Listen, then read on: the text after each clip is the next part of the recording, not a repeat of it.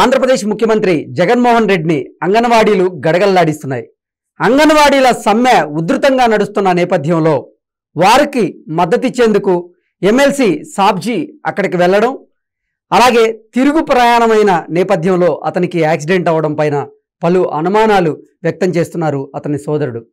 ఇది అనుమానాస్పద యాక్సిడెంట్గా ఉంది అంటూ కూడా అతను కొన్ని వ్యాఖ్యలు చేసే నేపథ్యంలో ఈ అంశానికి సంబంధించి మనతో మాట్లాడేందుకు ప్రముఖ రాజకీయ విశ్లేషకులు, ప్రముఖ సీనియర్ జర్నలిస్ట్ సిఎస్ రావు గారు మనతో ఉన్నారు. ఆయనతో మాట్లాడదాం. Sir hi sir. Hello sir. Andhra Pradesh ముఖ్యమంత్రి జగన్మోహన్ రెడ్డిని అంగన్వాడీలు గడగల్లాడిస్తున్నారు.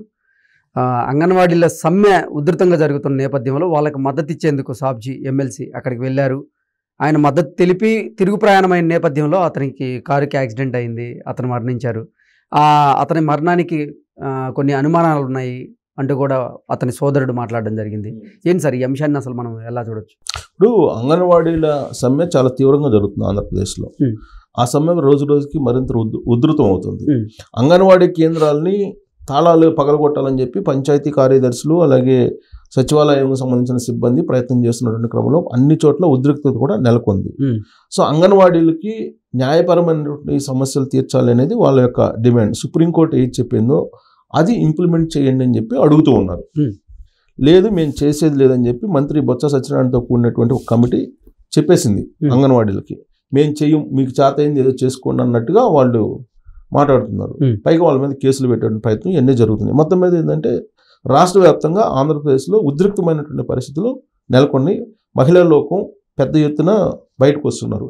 దాదాపు 57,000 అంగన్వాడీ కేంద్రాలు ఉన్నాయి. ఈ 57,000 అంగన్వాడీ కేంద్రాల్లో సుమారుగా 1,00,000 పైగా అంగన్వాడీలు పనిచేస్తూ ఉన్నారు. అంగన్వాడీలు కానీ హెల్పర్లు కానీ.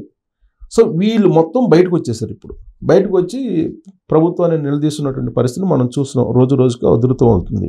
అయితే శుక్రవారం రోజు ఎమ్మెల్సీ అక్కడికి వెళ్ళడం జరిగింది. ఎమ్మెల్సీ ఎవరు? షేక్ సాబ్జీ. ఎమ్మెల్సీ షేక్ సాబ్జీ వెళ్ళి అంగన్వాడీలకు మద్దతు పలికారు. మద్దతు పలికి తిరిగి వస్తున్నటువంటి సమయంలో యాక్సిడెంట్ గురై చనిపోయారు. అయితే ఇక్కడ అంగన్వాడీల సమ్మెకి ఎమ్మెల్సీ సాబ్జీ రోడ్డు ప్రమాదానికి ఏంటి లింకు, ఎందుకు విశ్లేషణ మనం చేయాల్సి వస్తుందని అంటే, అతను వెళ్ళినటువంటి కార్యం ఏంటి? అంగన్వాడీలకు మద్దతు పలకడానికి. తిరిగి వస్తున్నటువంటి సమయంలో ఆయనకి యాక్సిడెంట్ అయింది. ఈ యాక్సిడెంట్ మీద వాళ్ళ కుటుంబీకులు అనుమానం వ్యక్తం చేస్తున్నారు. కావాలని చేశారు ఆ యాక్సిడెంట్ అనేది వాళ్ళు కుటుంబీకులు అనుమానం వ్యక్తం చేస్తున్నారు. అతని కుమారుడు అనుమానం వ్యక్తం చేస్తున్నాడు. అలాగే వాళ్ళ బ్రదర్ కూడా అనుమానం వ్యక్తం చేస్తున్నారు. పోస్ట్ మార్టం చెయ్యండి అని చెప్తే పోస్ట్ మార్టం కూడా సరిగ్గా చేయలేదు అనేది వాళ్ళు చేస్తున్నటువంటి ఆరోపణ. పైగా అక్కడ సంఘటన జరిగిన తర్వాత ఒకసారి ఏమో వాళ్ళు యాక్సిడెంట్ చేసినటువంటి వాళ్ళు పరారయ్యారు అని చెప్పి చెప్పారు వాళ్ళ కుటుంబీకులకి, అక్కడ ఉన్నటువంటి పోలీసు. ఆ తర్వాత సీన్ కట్ చేస్తే ఆ యాక్సిడెంట్ ఎవరైతే చేశారో ఆ కారు డ్రైవరు ఎవరు అంటే సాబ్జీని యాక్సిడెంట్కి గురి చేసినటువంటి కారు డ్రైవరు పోలీస్ స్టేషన్లో లొంగిపోయారు. అంటే మీకు నిందితులు ముందే అంటే ఎవరైతే యాక్సిడెంట్ చేశారో వాళ్ళు తెలుసు కదా, మీరు ఎందుకు దాచిపెట్టారు, పరారయ్యారని ఎందుకు చెప్పారు? ఫస్ట్ అనుమానం వాళ్ళకి అది వచ్చేసింది. ఆ తర్వాత పోస్ట్ మార్టం మీరు ఎందుకు సరిగ్గా చేయలేదు అనేది రెండో అనుమానం. సో సాబ్జీ అంత్యక్రియలు ఆదివారం ముగిశాయి. వాళ్ళ అమ్మాయి అమెరికాలో ఉన్నట్టుంది, యుఎస్లో. వాళ్ళు వచ్చేంత వరకు ఆగారు. శుక్రవారం నుంచి ఆపారు, నిన్నటి వరకు ఆపారు. సో నిన్న అంత్యక్రియలు అయిపోయాయి. కానీ ఇప్పటికి కూడా వాళ్ళు చెప్తుంది ఏంటంటే ఈ కేసు వెనక కొన్ని అనుమానాలు ఉన్నాయి, ఈ అనుమానాలను నివృత్తి చేయాలి అని చెప్పి వాళ్ళు షేక్ సాబ్జీకి సంబంధించినటువంటి కుటుంబీకులు అడుగుతూ ఉన్నారు, ప్రశ్నిస్తూ ఉన్నారు. అంగన్వాడీలో మద్దతు ఇస్తూ వచ్చినటువంటి నేపథ్యంలో ఈ యాక్సిడెంట్ జరిగింది అనేది వాళ్ళ అనుమానం. అంటే ఎందుకు ఇలా దాచిపెడుతున్నారు? ఎన్నో అనుమానాలు ఉన్నాయి మాకు. ఆయన అంగన్వాడీలకి మద్దతు ఇచ్చినటువంటి మొదటి ఎమ్మెల్సీ ఆయన షేక్ సాబ్జీ. సో మీరు ఎందుకు దీన్ని దాస్తున్నారు అని ప్రభుత్వాన్ని నిలదీస్తున్నారు. యాక్సిడెంట్ జరిగింది శుక్రవారం రోజు. ఏలూరు వైపు నుంచి షేక్ సాబ్జీ కారు వెళ్తోంది. ఆ రోజున భీమవరం నుంచి ఆకివీడు వైపు వెళ్తున్నటువంటి కారు ఎదురుగా, అంటే భీమవరం నుంచి ఆకివీడు వైపు వెళ్తున్న కారు అదుపు తప్పి వీళ్ళ వాహనాన్ని ఢీకొచ్చింది అని చెప్పి పోలీసులు చెప్తున్నారు.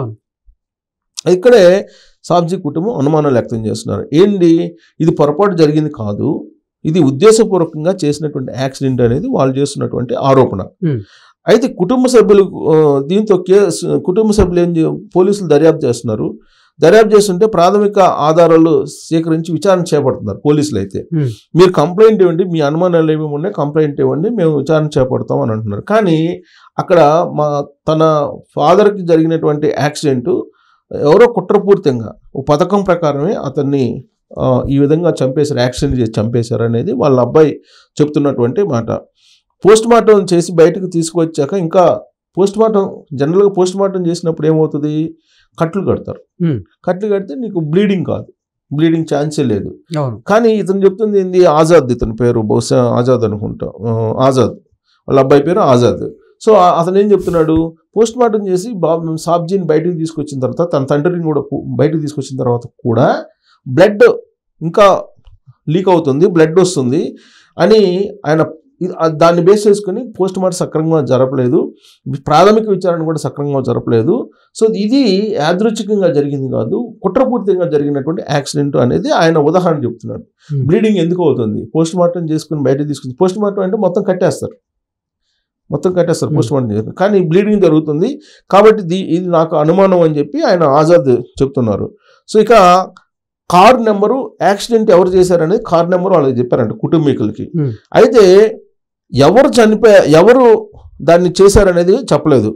సో ప్రమాదం తర్వాత నిందితులు ఎక్కడికి వెళ్ళారో మాకు తెలియదు అని చెప్పేసి పోలీసులు ఇప్పటికీ చెప్తున్నారు. సో దాంతో ఆయన ఆజాద్ అనుమానం బలపడింది. తన కుమారుడు యొక్క అనుమానం, ఆయనకి అనుమానాలు నాకు ఎక్కువ ఉన్నాయని చెప్పి చెప్తున్నాడు ఆయన. పోలీసులు రోడ్డు ప్రమాదంగానే కేసు నమోదు చేసేసారు. పోలీసులు ఏం చేశారు, రోడ్డు ప్రమాదంగానే కేసు నమోదు చేశారని చెప్తే అనుమానాస్పద విధంగా బుక్ చేయలేదు. సో మీరు అనుమానాస్పద ఇది కుట్రపూరితమైనటువంటి యాక్సిడెంట్గా మీరు నమోదు చేయండి అని చెప్పి వీళ్ళు డిమాండ్ చేస్తున్నారు. కానీ వాళ్ళు ఏం చేశారు, రోడ్డు ప్రమాదం కింద కేసు బుక్ చేసేసి దాన్ని ఏదో తూతూ మంత్రంగా చేయాలని ప్రయత్నం చేస్తున్నారనేది సాబ్జీ కుటుంబ సభ్యులు చేస్తున్నటువంటి ఆరోపణ. ఒకవేళ మీకు గనక అనుమానాలు ఉంటే ఇంకొక ఫిర్యాదు ఇవ్వండి మాకు అని చెప్పి పోలీసులు చెబుతున్నారు. ఇది ఎక్కడ న్యాయం అని చెప్పి ఆయన ప్రశ్నిస్తున్నాడు. సో ఇక వాళ్ళ బ్రదరు, సాబ్జీ వాళ్ళ బ్రదర్ కూడా ఏమంటున్నాడు, అతని పేరు షరీఫ్. సో అతను ఏమంటున్నాడు, ఆ ఉదయం అనేక ఊహాగానాలు ప్రచారంలోకి వచ్చి ఆ రోజు యాక్సిడెంట్ జరిగిన రోజు వాహనాన్ని ఢీకొట్టి వారు అక్కడి నుంచి అసలు ఎక్కడికి వెళ్ళిపోయారు, వాహనాన్ని ఢీకొట్టినటువంటి వాళ్ళు ఎక్కడికి వెళ్ళిపోయారని అడుగుతున్నాడు వాళ్ళ తమ్ముడు. అయితే వాళ్ళు పోలీసులు స్టేషన్లో లొంగిపోయిన తర్వాత కూడా వాళ్ళు ఎక్కడికి పోయారు ఎందుకు చెప్పలేకపోతున్నారు, మీరు అసలు ఎవరు యాక్సిడెంట్ చేసింది ఎవరు అనేది ఇంతవరకు ఎందుకు చెప్పలేకపోతున్నారు అని చెప్పి వాళ్ళు నిలదీస్తున్నారు. ప్రధానంగా సీసీ కెమెరాలు అంతా చూశారు కానీ వాళ్ళు చెప్పట్లేదు. సార్ వీళ్ళ అనుమానం ప్రకారంగా చూసుకుంటే, అంటే వాళ్ళ సాబ్జీ వాళ్ళ కొడుకు అనుమానం ప్రకారంగా, వాళ్ళ బ్రదర్ అనుమానం ప్రకారంగా మనం చూసుకుంటే, అంగన్వాడీలకు మద్దతు తెలిపి తిరుగు ప్రయాణమైన నేపథ్యంలోనే యాక్సిడెంట్ అయింది కాబట్టి ఇది నిజంగా ప్రభుత్వంలోని కొంతమంది పెద్దలు చేసిన హత్యగా భావిస్తున్నారా వాళ్ళు, అందుకే ఇటువంటి కమెంట్స్ చేశారా అంటే ఏం చెప్పారు? అంటే ఒకటి ఆ విధంగా మనం నిర్ధారణ చేయలేం, కానీ వాళ్ళ అనుమానం ఏంటంటే అంగన్వాడీలకు మద్దతు పలుకుతున్నారు. రాష్ట్ర వ్యాప్తంగా కూడా అంగన్వాడీల సమ్మె అనేది చాలా సీరియస్గా ఉంది రాష్ట్ర వ్యాప్తంగా. అది జగన్మోహన్ రెడ్డి ప్రభుత్వాన్ని అయితే ఇబ్బంది పెట్టే విధంగా అది వెళ్తుంది సమ్మె. ఇప్పటికే రాష్ట్ర వ్యాప్తంగా అంగన్వాడీలు బయటకు వచ్చేసారు. బయటకు వచ్చి irrespective of caste, irrespective of reason, వీటన్నిటికీ అతీతంగా వాళ్ళు ధర్నాలు చేస్తున్నారు. యాక్చువల్గా ధర్నాలు చేస్తున్నటువంటి అంగన్వాడీలు ఎక్కువగా క్రిస్టియన్స్ ఉన్నారు దాంట్లో, ఆయన ఓట్ బ్యాంకే క్రిస్టియన్స్. సో వీళ్ళందరూ వ్యతిరేకం అవుతున్నారు. పైగా వాళ్ళని రెచ్చగొట్టేలా ఇప్పుడు సాబ్జీ లాంటి వాళ్ళు ప్లస్ విపక్షాలు ఎవరైతే ఉన్నారో వాళ్ళు ఎంకరేజ్ చేస్తున్నారు అనేది కూడా ఒకటి ఉంది. కానీ ఇక్కడ యాక్సిడెంట్ని చూస్తే కనుక కుట్రపూర్తిగా చేశారని చెప్పి వాళ్ళు ఆరోపిస్తున్నారంటే, కుట్రపూర్తిగా చేస్తున్నారంటే మరి ఎవరు కుట్ర చేస్తుంటారు? ప్రభుత్వంలో ఉన్నటువంటి ఎవరైనా పెద్దలు కుట్ర చేసి అతన్ని అంగన్వాడీలకు మద్దతు పలుకుతుంటే కుట్ర చేశారా, లేదా ఇతనికి వెనక వ్యక్తిగతమైనటువంటి వివాదాలు ఏమైనా ఉన్నాయా? వీటన్నిటికీ సమాధానం చెప్పాల్సిన బాధ్యత పోలీసుల మీద ఉంది. కానీ పోలీసులు ఏం చేస్తున్నారు, రోడ్డు ప్రమాదం కింద కేసును బుక్ చేశారు. ఓకే, అంటే సహజంగా యాక్సిడెంట్ జరిగింది అన్నట్లుగానే వాళ్ళు భావించారు, అలాగే కేసు నమోదు చేశారు.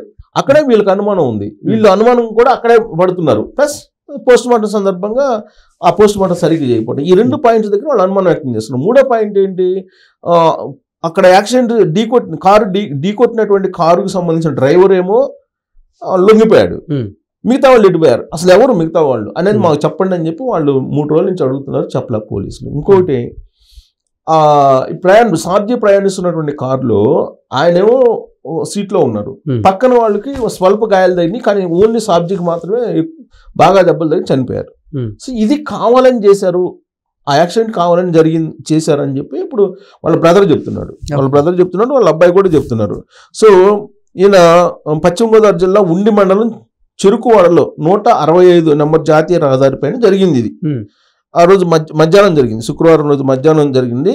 సో ఈ మృతి చెందినటువంటి ఘటనపై పోలీసులు ఆల్రెడీ దర్యాప్తు చేస్తున్నారు, సాధారణంగా దర్యాప్తు చేస్తున్నారు. జిల్లా అధికారులు కూడా అదేసారి రంగంలోకి పోలీసు బృందాలు దిగాయి, ఎమ్మెల్సీ కాబట్టి సంఘటనా స్థలానికి వెళ్ళారు. అక్కడ ఎస్ఐ, సిఐ అందరూ కూడా వెళ్ళారు.